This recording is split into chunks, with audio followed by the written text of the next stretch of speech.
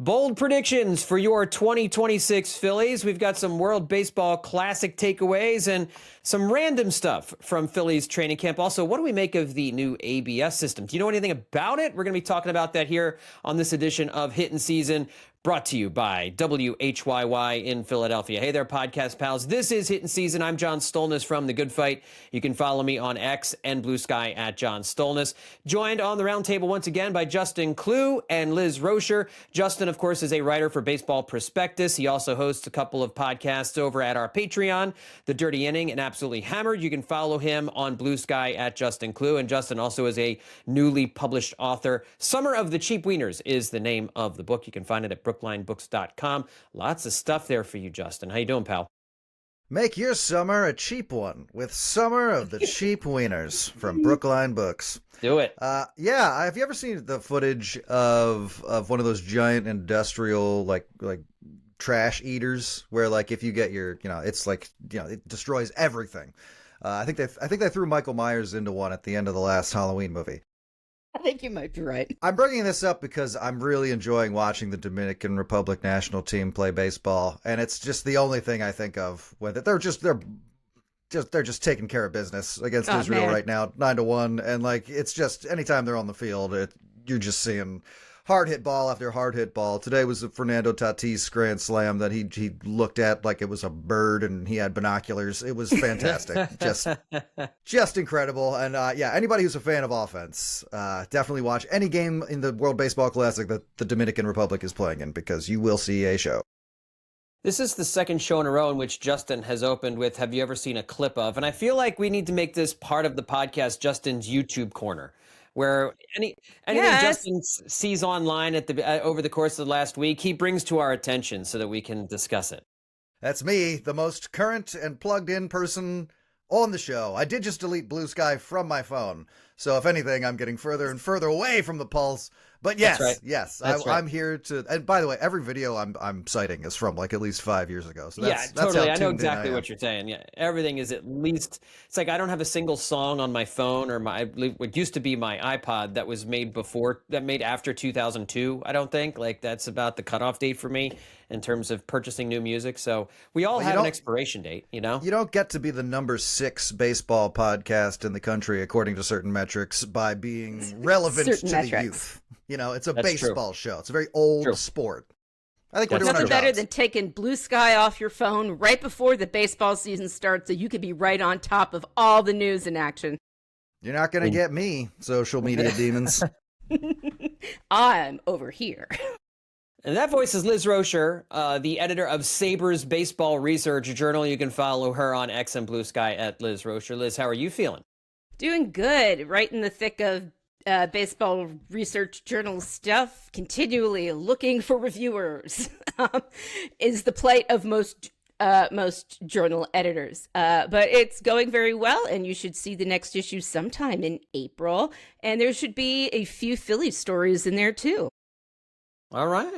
And yes, look forward to that. If you'd like a copy, you just have to let me know, and I will tell you how to get one. Go see Liz on all the socials, including Blue Sky, which Justin will not see on his phone. You won't hear from me on there, for sure. No, that's right. No, sir. I don't know if I mentioned any of the popular social media applications, folks. No, sir. He is even less accessible now to you than he was approximately 5 minutes ago. We're going to stop recording. I'm going to go outside of my house and start ripping up whatever wires are under the ground, because I don't need any of that.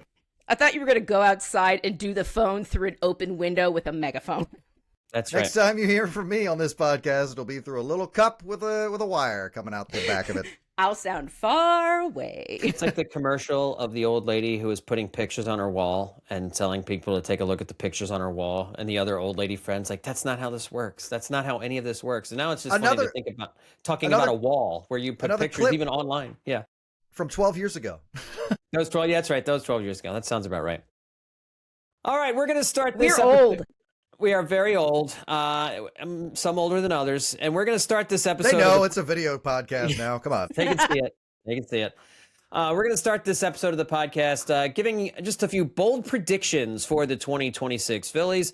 I'll have an article coming out on the good fight at some point. It might be this week. It might be next week. It'll happen before the start of the regular season with my 10 bold predictions. But I haven't worked up to that just yet. But we, the three of us, are going to be giving you a couple of bold predictions here for you to take with you, put under your arm as you get ready for the 2026 Phillies season. So I've tasked each of us with coming up with at least one bold prediction. Now, if Justin or Liz have more than one that they would like to share, this show is a collaboration. It's not a dictatorship, and so people can share as many as they feel led to share.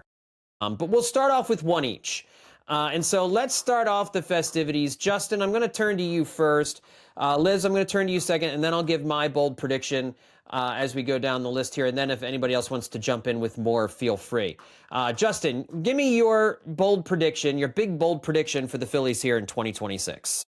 All right. Well, I think like all three of us, I'm obviously going to list a few things here. You have to get a couple of bold predictions down that aren't very bold at all. And you got to get the ball rolling.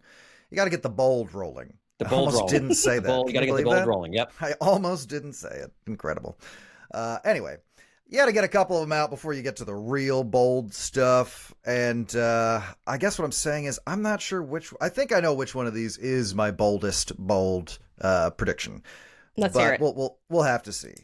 So let's start with one that kind of isn't and feels like it's almost too obviously a bold prediction. The Phillies have plenty of opportunities for this. They have plenty of guys that are playing and you're just waiting to see what happens. And so you can frame a bold prediction about any one of them.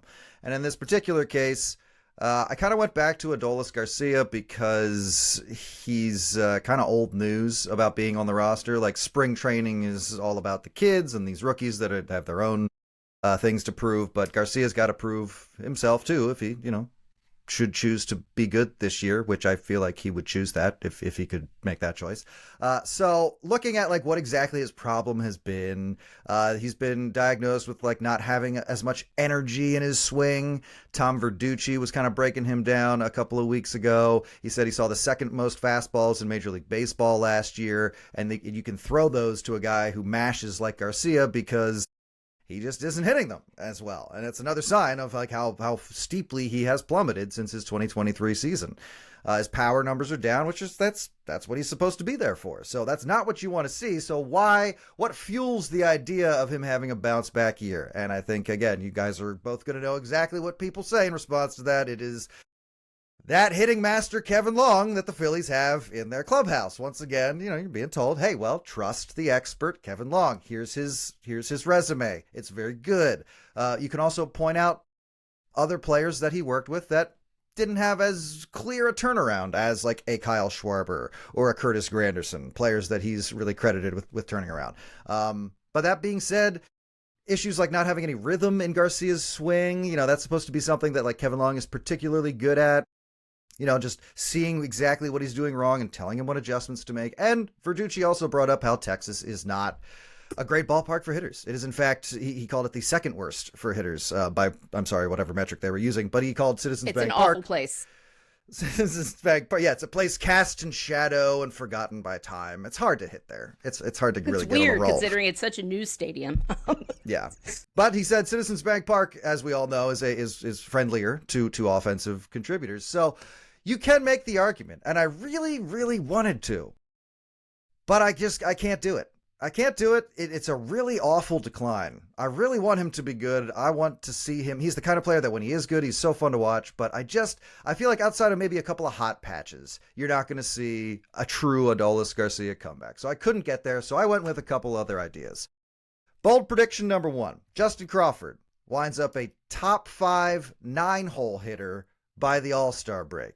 See what I mean? Not super bold, but we're getting there. Climbing first rung of the ladder. Not super high expectations. Sorry, just something he does. You can't just throw us up on top of the cliff. We got to work our way up there. We're gonna lose oxygen too fast. It's scary. I'm good. Let's just scale it once at a time. Yeah. Being bold is very scary. If you're trying to seduce someone, bad move. No one likes a bold paramour. I can assure you of that. Bold seduction. Yeah. I'm currently reading that book. Bold seduction. You heard it's it here terrible. first. So what else we got? Zach Wheeler. I'm thinking I'm going to cast aside my concerns about his recovery, and I'm going to just lean into these basically positive reports that we've been getting about him and say he makes 20 starts this year, which might be lower than the Phillies want him to make, but I'm giving a cushion. He makes 20 starts, but he winds up with the best ERA of his Phillies career, which would put him like under 250, essentially. And then I wanted to take a look at Orion Kerkering, and I'm going to phrase that bold prediction as he has a better year this year than Matt Strahm did last year. Which again, doesn't feel super bold, but again, I feel like it's bold enough. So the last thing I wrote down, which I feel like probably has to be the boldest thing, is that Jason Stark was particularly adamant during an interview on, might have been 97.5, I think, about who the Phillies were looking for, or about how the Phillies were looking for more starting pitching help, which continues to be a thing. So that's going to get done. It's just, it's not going to be Lucas Giolito or anything. Zach Littell just went to the Rays. Yeah, one of the higher tier options just went away. Yeah. It doesn't matter. The Phillies were never on board. So I'm going to say the Phillies sign Frankie Montas or Marcus Stroman before opening day. Boy, yeah. Come on. All right. I think I'm going to push Justin right off that cliff. I think right off that cliff. I think the Marcus Stroman aspect of that I thought I saw his name kind of mentioned, like in periphery to the Phillies, but nothing with any kind of concreteness to it. It was just like, I guess he's one of the guys left. But I did read, they are looking for someone who can go to the minors if they need him to. So it would be a minor league deal because they need somebody who can be in AAA, be in the majors, be in AAA, be in the majors, and move back and forth. And so if it's a minor league deal for Stroman, I'm guessing that he would probably start the season there and then be eligible to be called up, during the course of the season if they need him. But because it's a real shame. Sorry, go ahead. No, I was just going to say he's your number 6 or 7 starting pitcher at that point when Zach Wheeler comes back. So that's fine. That is quite a fall. It's a real shame that Blue Jays scooped up Max Scherzer before the Phillies could really get into gear there. And I'm only saying it again because it was never going to happen. But I'm only saying it again because that Charlotte Varnes story came out about Max Scherzer and Andrew Painter having like a special friendship where they played on a basketball team together. It was like, wait, we had an in too, and we still didn't do this? There's another article that came out. I forget who. Maybe it was Corey Seidman, but I can't remember who it was. But about like how Max Scherzer is mentoring Jesus Luzardo. He's got like some kind of like they talk during the off season. I'm looking for it right now. See if I can pull it up. The Phillies missed this. I mean, they clearly just weren't interested in doing it. That's. They almost. I mean, if you're looking for someone who's going to go with the flow, Max Scherzer's not it. And considering they got rid of Matt Strahm because he was Castellanos, he was a little bit of a troublemaker, wouldn't go against the flow. My guess is that he wouldn't fit in quite well with the rest of the pitching staff. But man, I would have loved to see it because I just love Max Scherzer. I want him to pitch forever. It'd be Rob Manfred's least favorite locker room. Minors, though. Anyway, so that's right. He wasn't going to pitch in the minors. That's what I mean. That was never ever going to happen. No, he's too good for that. That's the thing. Scherzer is still good enough, I think, to actually stay on a major league roster for a full year, considering that he'll be injured for at least a third of that. Yeah. So how Max Scherzer mentored Jesus Luzardo. This is Philadelphia Inquirer. Alex Coffey wrote this story. Not long after Luzardo was traded to the Phillies in December of 24, Max Scherzer began mentoring him and talking to him about like how he should pitch to different players on the Braves. And they've apparently had, a relationship going back to before the start of last year. So reach out to random pitchers he likes. Yes. It's like, how did the Magic Dragon. He goes town to town and just aids young pitchers.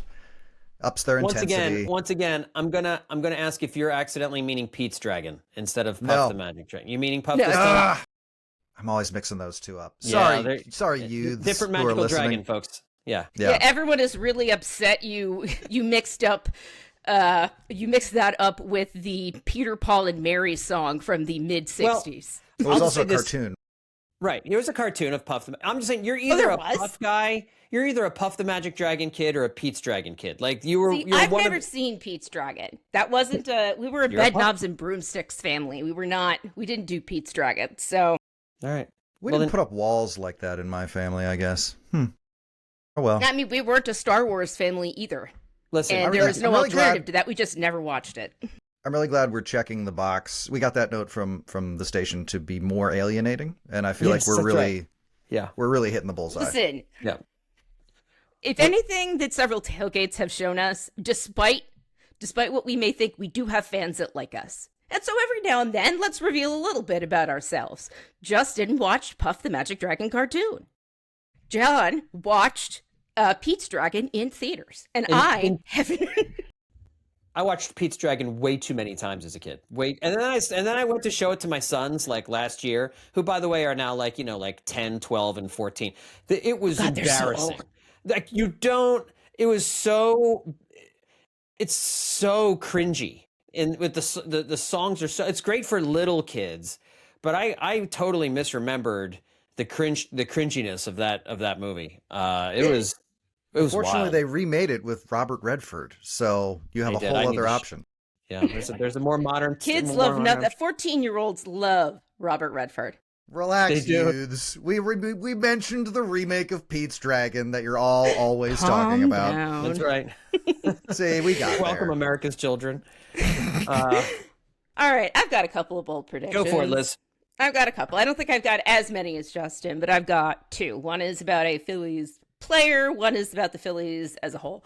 My prediction, and I kept hedging on this and going further out, but in the end, it's not bold unless you're actually bold. So my prediction is that Justin Crawford ends the season in the top 2 for Rookie of the Year voting. Okay. That is bold.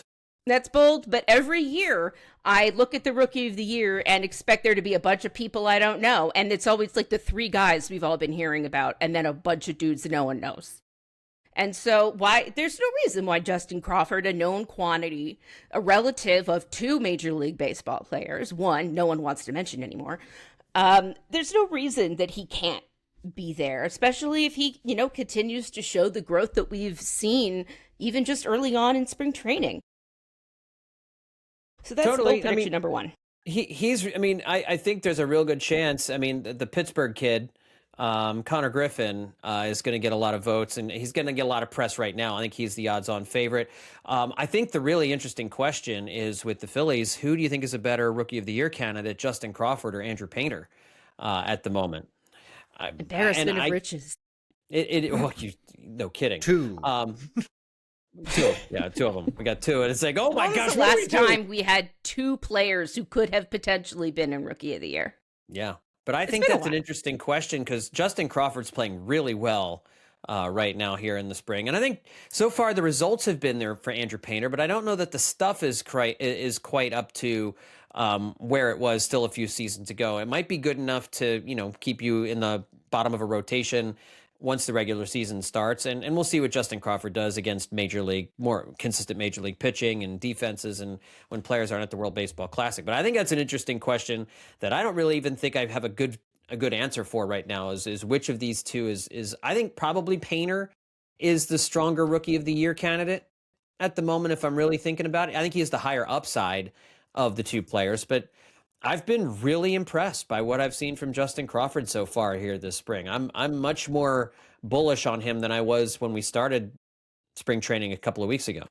That's why I didn't even really consider Painter. Not that I don't think he's good and wouldn't have a chance, but I am feeling a little more up on Justin Crawford right now. And it's a bold prediction because offensive players, I think, have such a tough time on Rookie of the Year voting.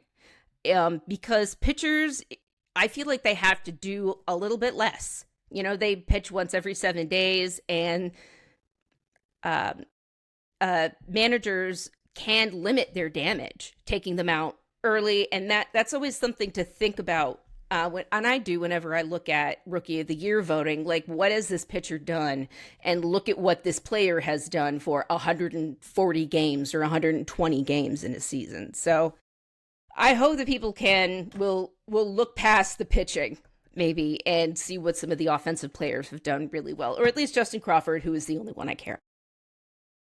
So Liz has Justin Crawford as a Rookie of the Year finalist, and Justin, what was your final bold prediction again? Ryan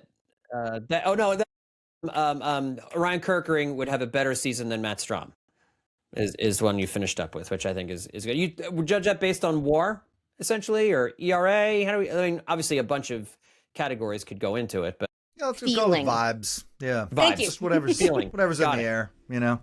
I'm as good with that. We will know if he had a better season, I think. F5. And if it's close, we'll determine it. We'll do a whole show about it. Fangraphs version of Vibe or Baseball Reference version of Vibe. That's what we need to coalesce on. I wish they would do something like that. That would be fun.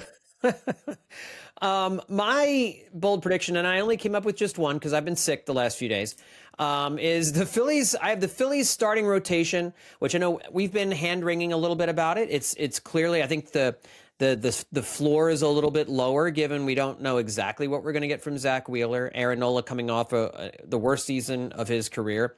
But you've got Chris Sanchez and Jesus Luzardo, both of whom look brilliant this spring, and they're coming off of really good seasons last year. And with Ranger Suarez gone, Andrew Painter replacing him, I mean, all the names would have you believe that this is a really good rotation, but there's a lot more uncertainty, and everybody's been talking about it. And obviously, there's not nearly as much depth in the starting rotation right now. Taijuan Walker right now projects as the number 5 guy when the season opens. So there's we're not really sure when Zach Wheeler's going to come back, and we're not going to be really sure what he's going to look like. But based on what I've seen so far this spring, and again, the vibes, the F vibes or the B vibes, we'll have to just kind of figure that out. Things are looking real good for the starting rotation. Aaron Nola is throwing harder at this stage in the spring than he has any in the last 3 years, thanks to a different offseason program where it seems like he was throwing earlier in the offseason and then taking a break later. He looks fresher than he did a season ago. That would help. Zach Wheeler, it looks like he's on track to pitch a few weeks into the season, and I really don't think he's going to come back and be lousy. I just don't. I don't have that feeling of he's going to come back and it's going to be like, ooh, boy. So maybe that's just the eternal optimist in me, which everyone who's listened to this podcast knows I live on Optimist Alley. That's just where I am. So I'm going to say the Phillies starting rotation will finish with the best record, with the best ERA in baseball. Last year, they were second in ERA at 3.53. Only the Rangers' 3.41 was lower. Now, the Phillies' starting rotation ran away with the most wins above replacement, according to Fangraphs. So it wouldn't be a bold prediction to say that they were going to finish first in that category again. But I will say that even with all the uncertainty, I still think the high-end talent on the starting rotation is going to be there. I think it's going to be good. I think Andrew Painter is going to be decent this year. And I think the Phillies finish with the best rotation ERA in Major League Baseball. That's my bold prediction for 2026. I feel like John might be the only... Well, no, you guys did it right. You guys both have very bold predictions. I applaud you. Well, I mean, the Ryan Kerkering prediction's pretty bold because, I mean, who knows where he's going to start off after the way last season ended. I mean, that can damage anybody, and I don't know that we've seen him a whole lot this spring yet, have we? I mean, one or two appearances from him so far this spring. I mean, I know they got a ton of relievers that they're working their way through to try and figure out who's going to get those last 2 spots. But yeah, I mean, we won't really know with him until he starts to get into some pressure situations this year. So I think it's a good prediction, good bold prediction. Yeah. What do you think it means that none of our bold predictions? I mean, I listed 5 of them, and nobody said the name Bryce Harper. I had a thought about it. And we're going to talk about the WBC in a few minutes, but I really thought about it. And I couldn't convince myself because he's let us down the primrose path before. But this year, I'll admit, feels a little different. He's got the WBC. He's doing well. It's going to build up his confidence early. And he has that whole Dave Dombrowski thing that is definitely not bothering him. So with that continuing to not bother him, I mean, I think there's a chance Harper could do something big this year. I think it's not a bold prediction to say he'll have a better season than he did last year, because last year was kind of doldrummy. There wasn't a lot of excitement to him or his at-bats or how he looked at his at-bats or him on the field or in the dugout looking happy at any point. So it's not a bold prediction, but I think it's a question, at least, of whether or not he will do better this year than last. I hope that all of the stuff that's happening right now is going to help him do it. Maybe he really does need a motivation like that, like someone honestly, without malice or anything like that, just sharing their unvarnished opinion and him not liking it. Just totally organic motivation and not something that he's creating, which I think he does a lot to get himself going. He's that type of guy who needs it. And so I think now that this is real and not just a straw man that Harper is making up in his mind, I think there's a good chance he could do better than last year and even do much better. I think I'm just sort of naturally defaulting to Harper can take care of himself, and I look away from him, and and it's also just the Harper experience right now is very much in just show me mode. Like, we can sit here and make all the bold predictions you want, but his success is so important to this team that, when he says, well, all I can do is like get back on the field and prove it, then, that's all I'm really thinking too. So what is there to predict other than you got something to prove? Yeah. Please prove it. He's talking a lot this spring, and not just even about the elite stuff. Although I've never loved all, like, you talk about it once after it's over, that's fine. I mean, just to keep going with it the way he has, I haven't been wild about that. But we all know, and everyone listening and everyone watching this podcast knows that he has been using this as motivation. So no one believes that, and no one's taking him at face value for that. But he's talking about, he's taking some heat for some of the stuff he said about the WBC not being the same as the Olympics. He made those comments over the weekend, which he's right. He didn't say anything wrong. People are going out of their way to frame those comments negatively. And when it's pretty clear, Bryce Harper loves being in the WBC. He would love to be in the Olympics even more than that. Like, we're now looking for stuff like for Bryce Harper that comes out of his mouth to kind of like take offense to or to take issue with or whatever. No issues. He's not feeling particularly sensitive right now, so. Right. Well, and that's the thing though. But he's talking to everybody, and he's talking about a lot of stuff. It's just, I think he is in kind of walk the walk and then talk the talk and walk the walk mode. He's feeling free at the very least. Something happened that he made him feel a lot freer, and I don't think it's a bad thing. I don't necessarily. Go ahead, Justin. No, go ahead, please. I would say I don't think it is either. And I think, you read that article that he did with Matt Gelb a week and a half ago before he left for the WBC. He even admitted that, like, over the last year and a half, things kind of felt off. We didn't hear this from, I think he took a step back over the last year and a half as a vocal leader on the team. I mean, certainly with the Rob Manfred stuff in the clubhouse, he made his voice heard. But, really what we had heard from him over the last couple of years was just a lot of, the boilerplate stuff, it just, and we talked about it last year. That team became Kyle Schwarber's team last year. It was the Kyle Schwarber Phillies.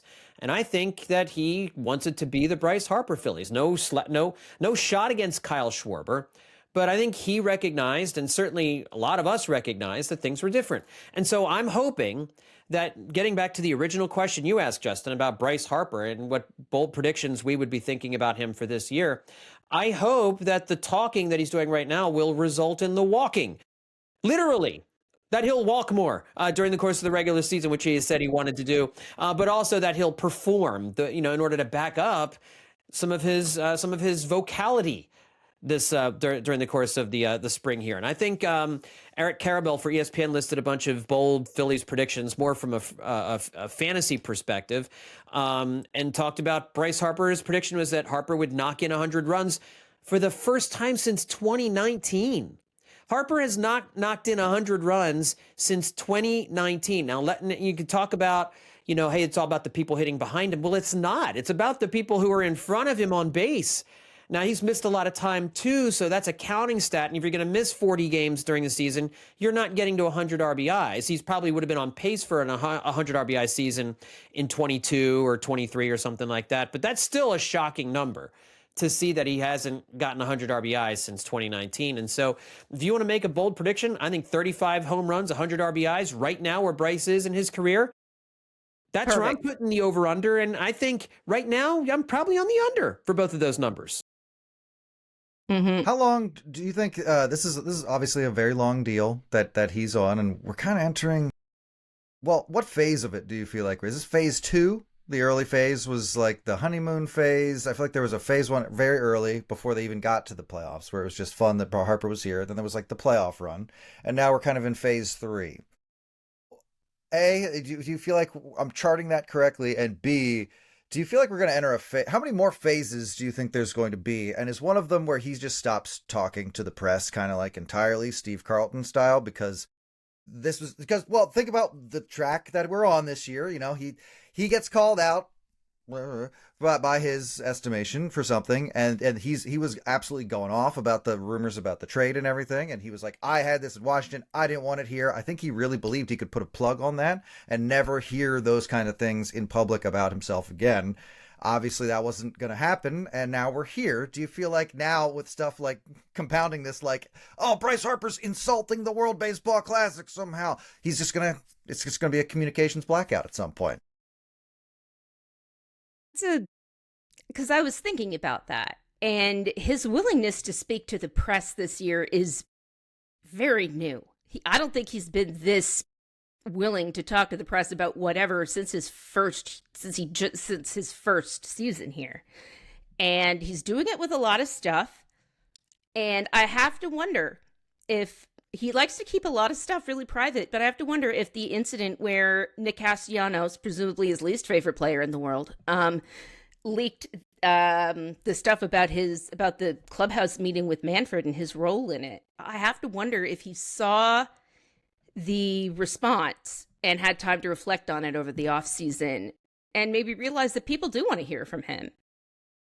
Like, people still write stories about him like that because he's still the player who was on Time Magazine's cover at 14? You know, he's still that guy. There's a reason why everyone's going to talk about LeBron till long past we're dead. Long past him being dead, because he's the greatest. And it wasn't just that we saw him be the greatest, but everyone has been writing that he's the greatest forever. Harper is that player, not exactly one-to-one, but he's that player for baseball. And so people are going to be interested, or content creators and writers are going to be interested in what he has to say forever. And so I'm really interested to see what happens with this new Bryce Harper, because I hope it's a new Bryce Harper, because I think he needs to do a little bit of changing, a little bit of continuing to grow up a bit, because you never stop doing that. You never stop growing and changing. And I feel like at a certain point, Harper, he's got a lot of kids. He's a very busy man. He plays Major League Baseball, just sort of got tired and was like, there's so many other great people on this team. Maybe I'll take a little step back and let them handle the business. And I think he's seen that has not worked. So I'll make a comparison here in terms of kind of where we're going with this. Between Bryce Harper and Mike Schmidt's career arc and the way the Philly fan base perceived him. I mean, during playing career, Mike Schmidt put up all kinds of numbers, MVPs. He did win a World Series in 1980 after a bunch of failed attempts from 76, 77, 78, 79. A team that got close over and over and over again before finally breaking through.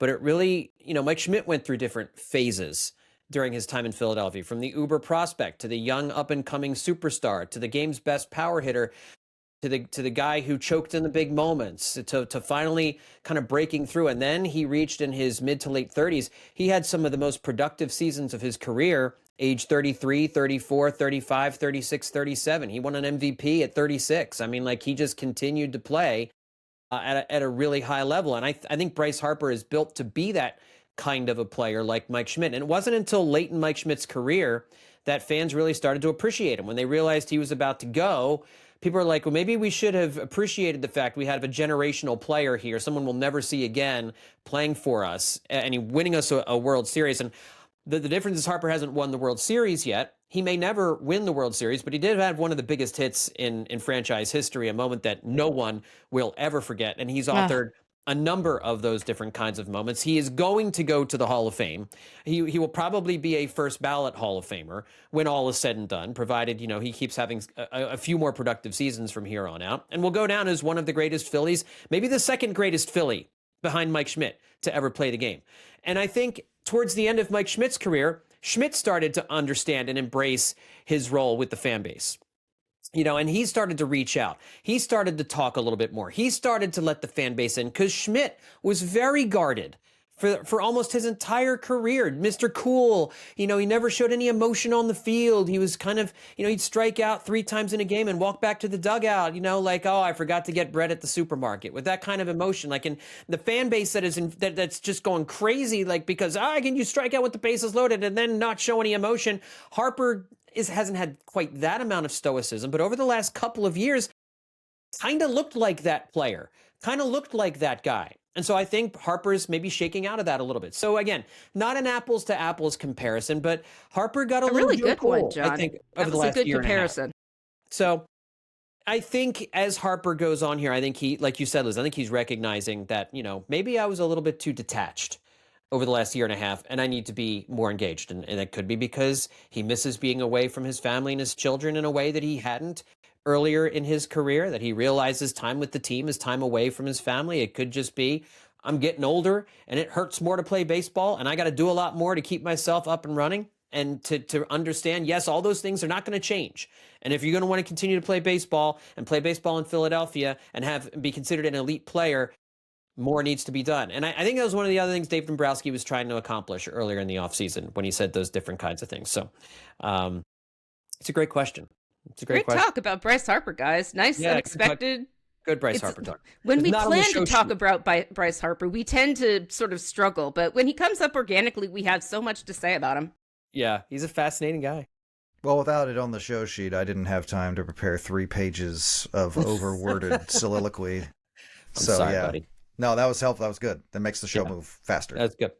Let me read off a couple other bold predictions from Carabel's story, and just you tell me which one is the most likely and which one is the least likely. So he wrote, a revitalized Adolis Garcia hits 35 home runs. Third baseman Otto Kemp, I don't know why he put him as third base. He's more going to play left field more than anything else. But Otto Kemp hits 20 home runs over 400 plate appearances. Justin Crawford steals 42 bases. Zach Wheeler debuts in late April and posts a 2.76 ERA with 16 wins. Or 5 Phillies pitchers strike out at least 150 batters, including Wheeler and rookie Andrew Painter. So, Justin, which of those feels most likely? Which one feels least likely to you? I kind of got stuck on what's everybody. Nobody on this show has any problem with Otto Kemp, but everybody that you hear from is willing to kind of make a bet like that on him. And then you look at his spring numbers, and he's hitting 280 with 3 doubles and 2 homers. He's hitting a couple of tanks. There's no doubt about it. I mean, are we just tepid on Otto Kemp, and everybody else is like, yeah, look, it's good. He's doing good things. Yeah, he's going to be good. And we're just like, I think we're just afraid. We're just afraid. We've been burned so many times, Justin. I think a lot of people are, at least we're afraid, because we don't want to be disappointed again. Because I'm with you. I'm definitely like, I need more than just part of a season for Otto Kemp. But he has 28 plate appearances and an OPS just a hair under 1,000 right now. Just putting it out there. Empire. All right, so to answer your question, John, it's the Adolis Garcia, it's Otto Kemp, it's Crawford, every 42. other one? Crawford 42 stolen bases. Okay. Zach Wheeler with the 2.76 ERA and 16 wins. I guess 5 hurlers with at least 150 hitters. The Wheeler one, I kind of was one of my predictions, more or less. I said he would have the. So I'm not gonna. I guess I have to count that one as my most likely, since I also predicted that. But I guess as a number 2, and I'll just do 2. Number 2, I'd have to go with not Garcia. I guess I'll say Otto Kemp. I mean, it just seems like that apparently is more feasible to more people, and I want to believe too. I got nothing against him, so let's say that's realistic. All right. Liz, what do you think? Which one of those is most likely? Which one is least likely? I think it's more likely that Adolis Garcia cracks a walnut with his giant muscles than it is that he hits 35 home runs this year. To me, I think that's the least likely. His career high is 39, I want to say. Yeah. I think I just saw I'm not the sure. trend line is doing this, and then be like that. Like, why? Why would that happen this year? I don't know. Yeah, and I think I'm torn between that and the 5 Phillies hurlers with at least 150 hitters, because that is a big prediction. That's the one that made my eyebrows go right up, because that is a huge prediction. And maybe in the end, that one is the least likely. That's the least likely for me, I think, below Adolis Garcia. Most likely, I think it's Bryce Harper off this list. I think it's Bryce Harper. So I will say I think most likely is probably Bryce Harper as well. And I think and that's not because I don't like Otto Kemp, but I don't know where 400 plate appearances is coming from for Otto Kemp, barring an injury. I know. Who's getting injured? And it was 20 home runs, they said? Yeah, it's the wrong side of the platoon. Like, you face left-handed pitchers far less frequently than you do right-handed pitchers. So I'm not sure where Otto Kemp's getting 400 plate appearances to have the opportunity to hit 20 home runs. Yes, Justin, I see your hand raised. The most home runs Otto Kemp has ever hit in a professional season, and I guess this counts as professional, was the 2022 NCAA season in which he hit 17 home runs. That's technically amateur ball. Yeah, it's amateur ball, but I mean... I was going to say amateur, but aren't they paying college athletes now? They weren't at the time, I don't think, were they? Who cares? No, it doesn't matter. It's NIL. It's still just NIL. Yeah, and it was the Pacific West Conference, if that means anything to you. Well, but I'm just saying the most he's hit is 17 home runs in a season, and 20 is more than that, and at a higher level. Yeah, it is. So I would have that. I don't know, but I'm not going to say that as the least likely, because Liz, I agree with you. I think asking 5 different pitchers to stay healthy enough to accumulate 150 or more strikeouts is going to be a challenging task. Yeah.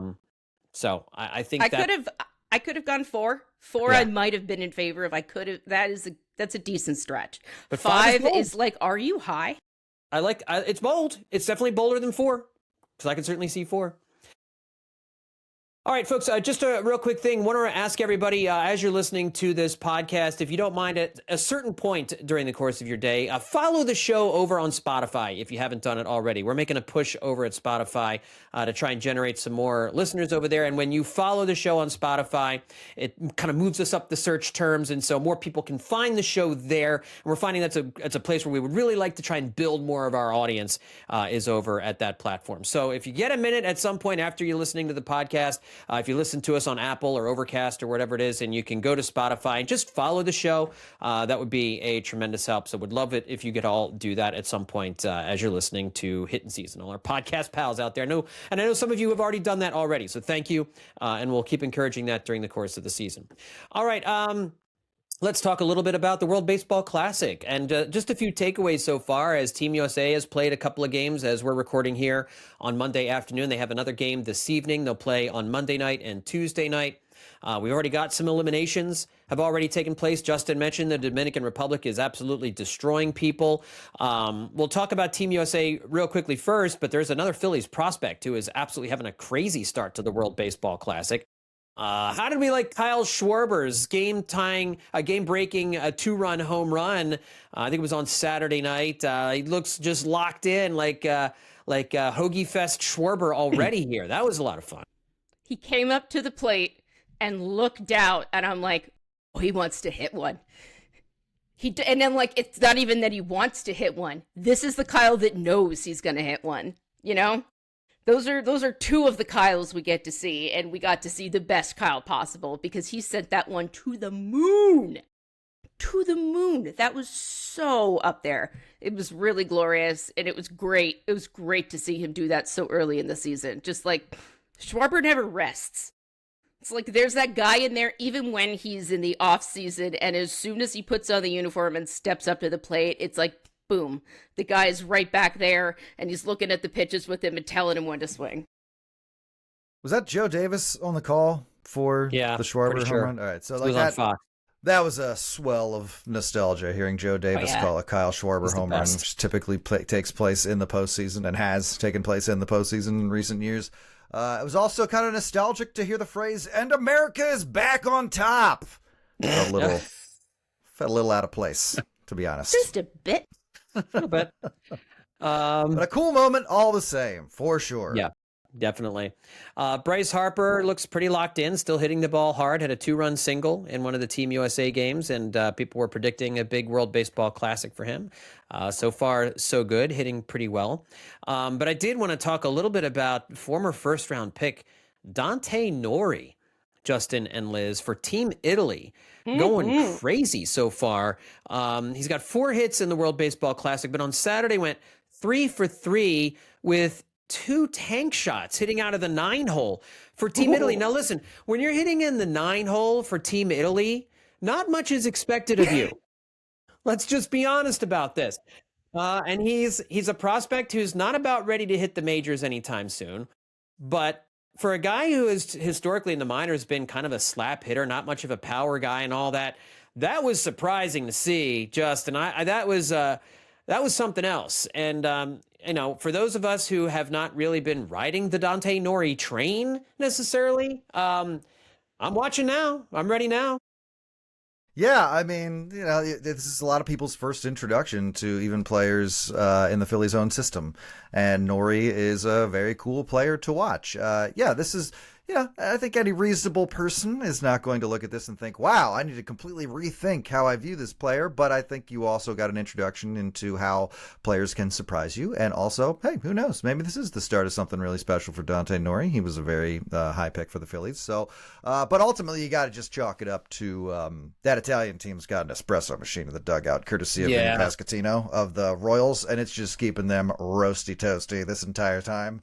And I think Nori, he's getting that extra juice from that. And, somebody passed that along to Johan Rojas. Some performance-enhancing drugs don't have to break the rules. Yep. That's right. So for those folks who haven't been watching, the home run celebration for Team Italy as they take a shot of espresso in the dugout. Awesome. So this is why the WBC is so great. And like anyone who thinks that Harper was crapping on the WBC knows nothing about him or the nature of playing sports for your country, something that I don't know about and can only imagine.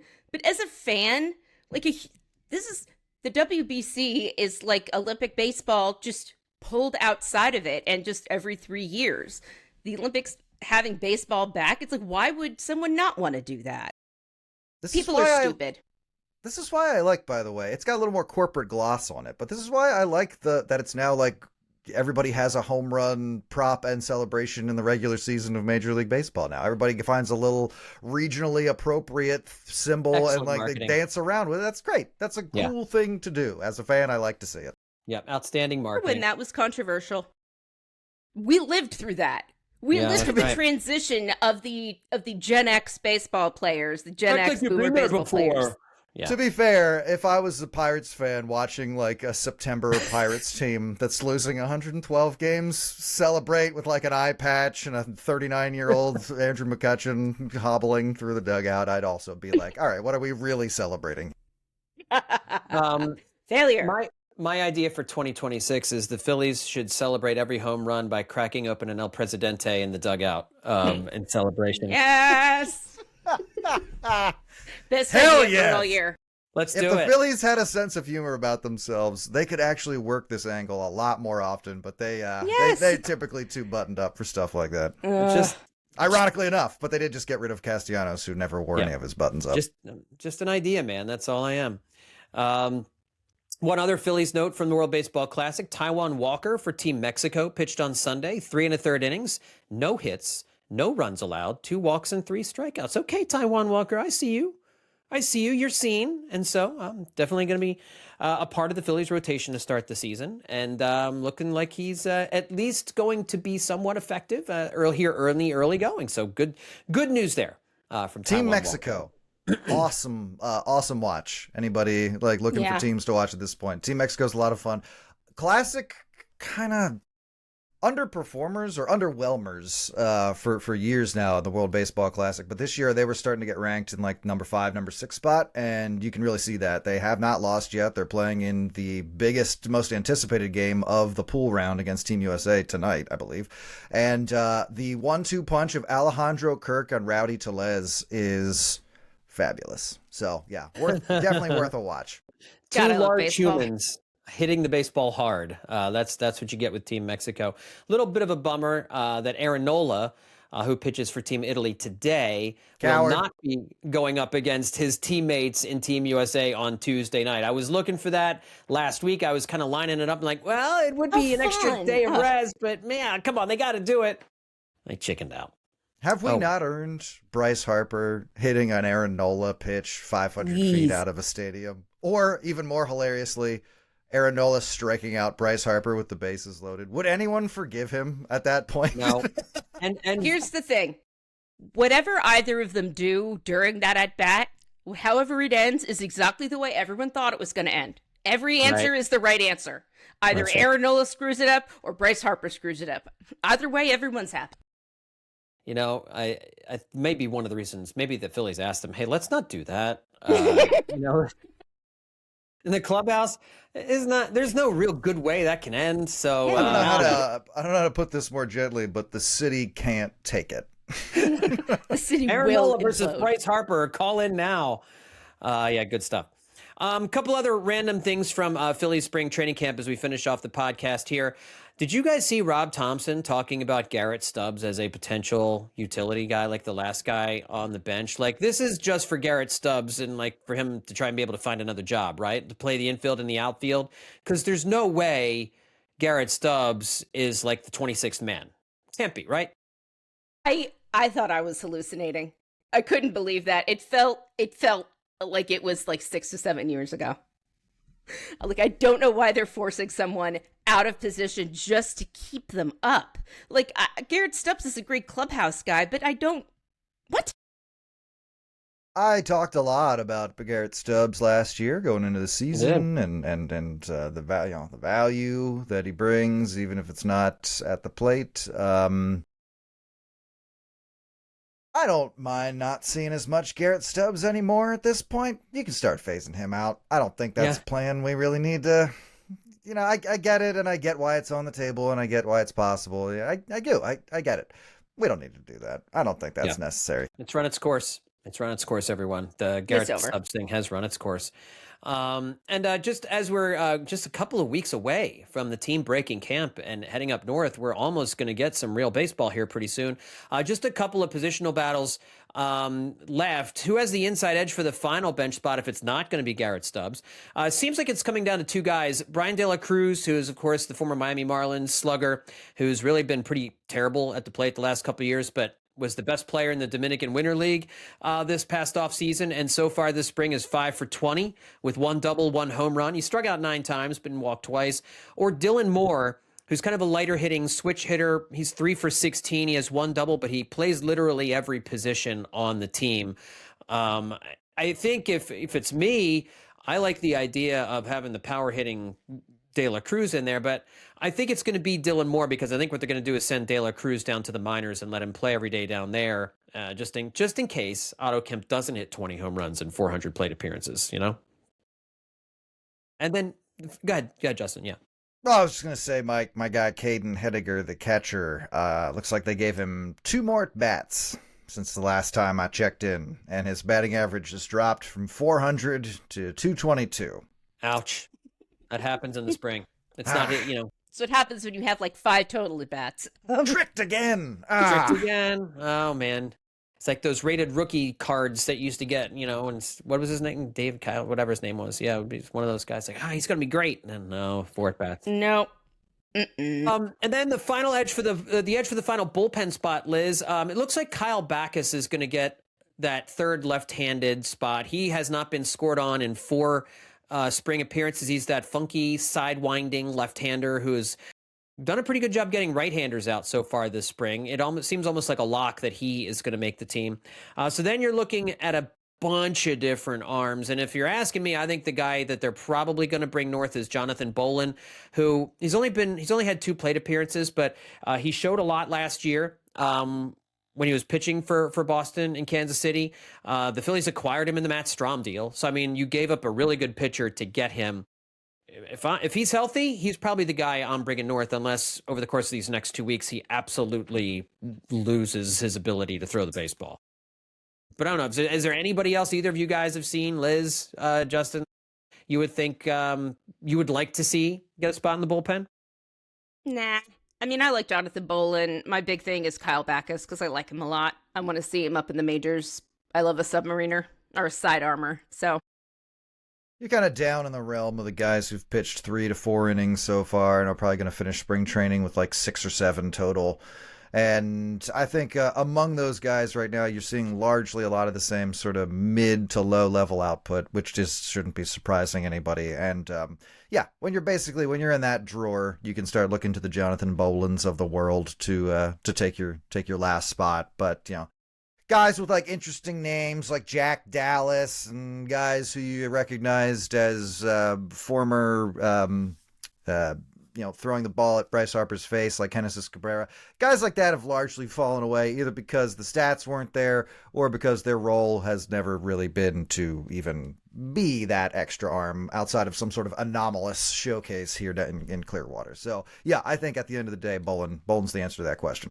Yeah, they gave those guys contracts to just kind of throw and get a look at other teams could get a look at them, and or Phillies can option them and put them in AAA if they have options left, and if not, put them through waivers and then put them on the AAA team and let those guys pitch and be ready during the course of the season if need be. And I suppose there could be someone with options who the Phillies might be more interested in taking again, but I would think they want Bolin to get that spot, seeing as how they gave up Matt Strahm for him. And that's not the reason they did the Strahm deal, but, I was trying to avoid that angle, but it has to be that small component of every situation like this, where it's like, I'm not going to pick him because of that, but yeah, we gave up one of our better, more experienced veteran relievers for this guy. So, him playing a role is going to be of value, even if it's the last job last year. Yeah, Bolin was effective last year. He was not a bad pitcher last year. He was effective, and especially in the role that he would have in Philadelphia, I think that makes the most sense. But we'll see over the next couple of weeks if anybody else leaps to the forefront. All right, really quickly to finish up, for those of you who aren't aware that this is coming, we've talked about it a little bit on the podcast, but not a whole lot. But we are going to be introduced to the automatic ball strike system in Major League Baseball starting in 2026. So call it the ABS system. And what's going to happen here is that either the pitcher or the catcher will have the ability to challenge a ball in a strike call. And we mentioned on the podcast a couple weeks ago that they're going to be doing away with the little squares that you see on television, so that and the coloring in of whether a pitch is a ball or a strike based on the square that you see on TV. And we saw that NBC Sports Philadelphia has already removed it, and I think we all kind of like that.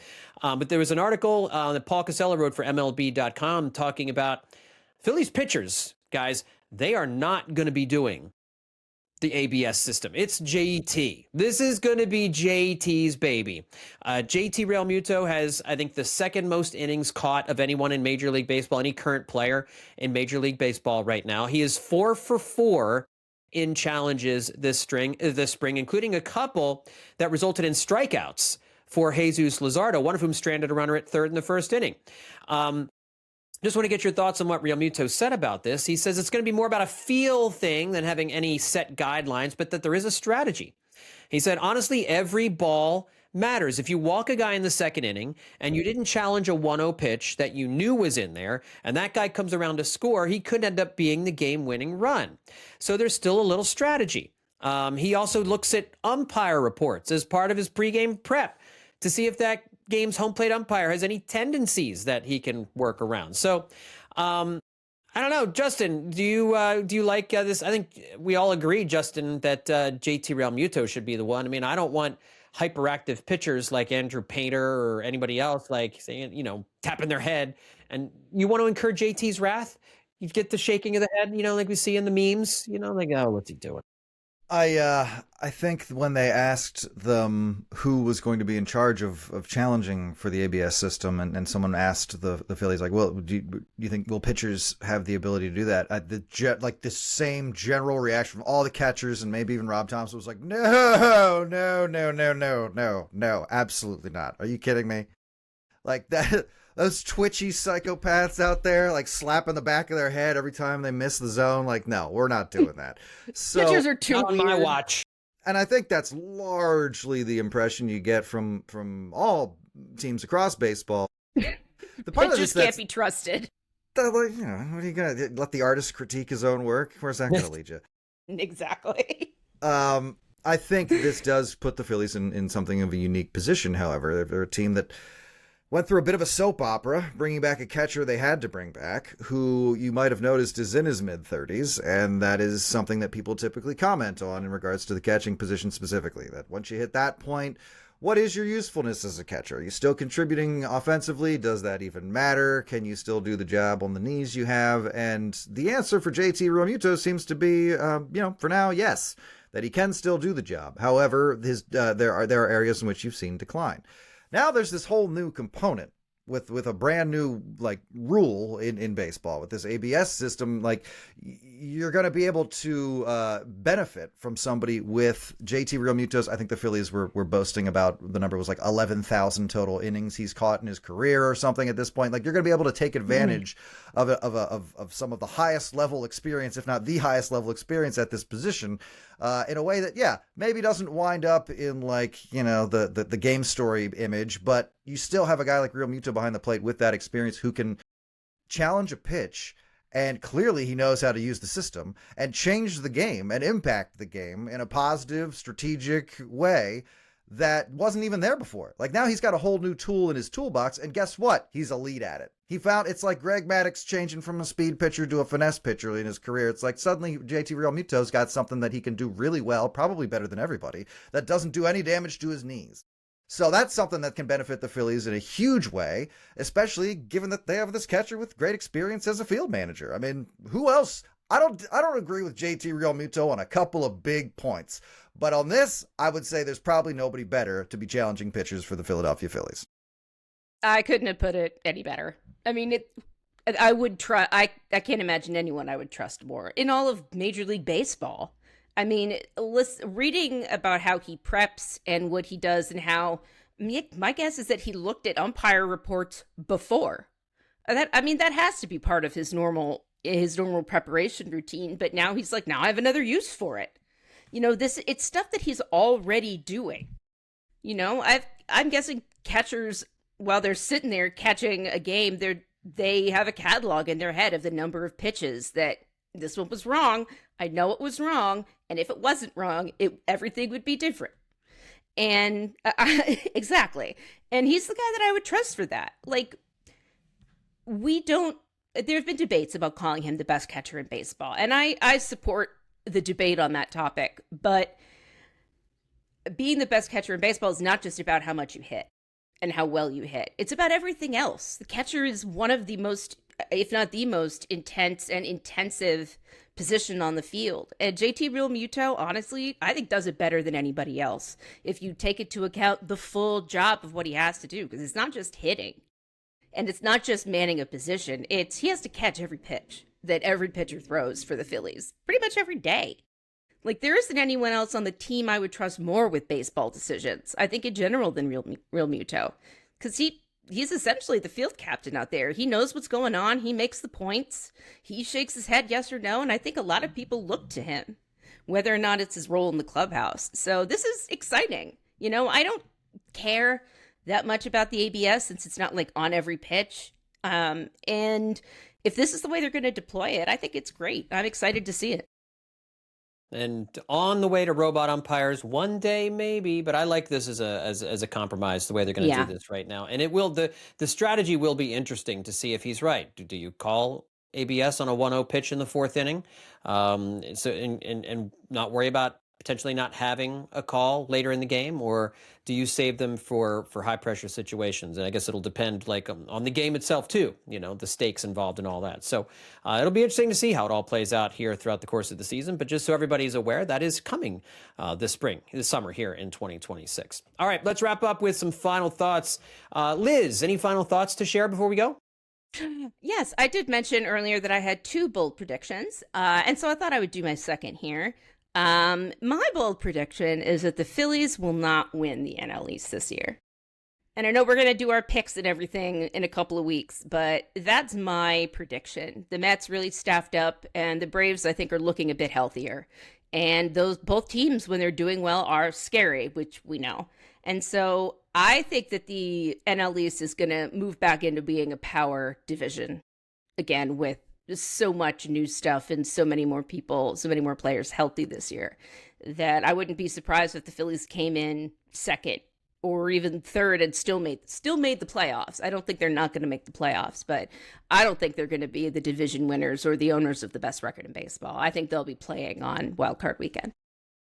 Not as terrifying a thought as it was in previous seasons, winning the division and then you're getting that bye, and it didn't matter nearly as much. So now it doesn't matter what they do as long as they make the playoffs. Yeah, pretty much. Justin, final thoughts. Well, the reason we didn't feel like we've seen much of Orion Kerkering this spring is because we haven't seen any of Orion Kerkering this spring because he has a right hamstring strain, which I think we may have all just forgotten about there for a second. He did throw a bullpen session on March 7th, apparently, according to Rob Thompson. So he's going to start throwing live batting practice. We are all over the Phillies team this spring, guys. Just have no doubt. And secondly, new episode of The Dirty Inning this month. The first one will be over at the Hittin Season Patreon. The first one will be about Bill Mazeroski and a game he played against the Philadelphia Phillies. He passed away a few weeks ago. Pirates legend. First guy to hit a walk-off home run in the World Series before someone else did it. Doesn't matter who. But that episode is coming on the Hittin Season Patreon this month as part of the 2 new episodes you get as a patron every month at the Hittin Season Patreon. So, and that can be found over at patreon.com/hittinseason. So check that out as soon as you're done listening to this podcast. And I know a lot of our podcast pals already are patrons of the Hittin Season Patreon. So thank you for everyone who goes over there and does that and gets all those shows as well. All right, everybody, that's going to do it for this edition of Hittin Season. And I want to mention that we are also going to be on the WHYY YouTube channel with this episode. All of our roundtable episodes are featured there. So if you go over to YouTube, search WHYY, subscribe to the WHYY YouTube channel, and you'll get this show along with all the other great content that WHYY's team produces over there. And again, just a reminder, whether you listen to us on Apple Podcasts, Spotify, Overcast, wherever it is you are, please tell your friends and your family members about Hittin Season. Let them know where they can find us. Take their phones, put them on their phones for them. And please, again, Spotify, if you follow the show there, if you're not listening to us on there, but you give the show a follow, that would help us out a lot on that platform as well. Thanks, everyone, for listening and tuning in. We'll talk to you next time right here on Hittin Season.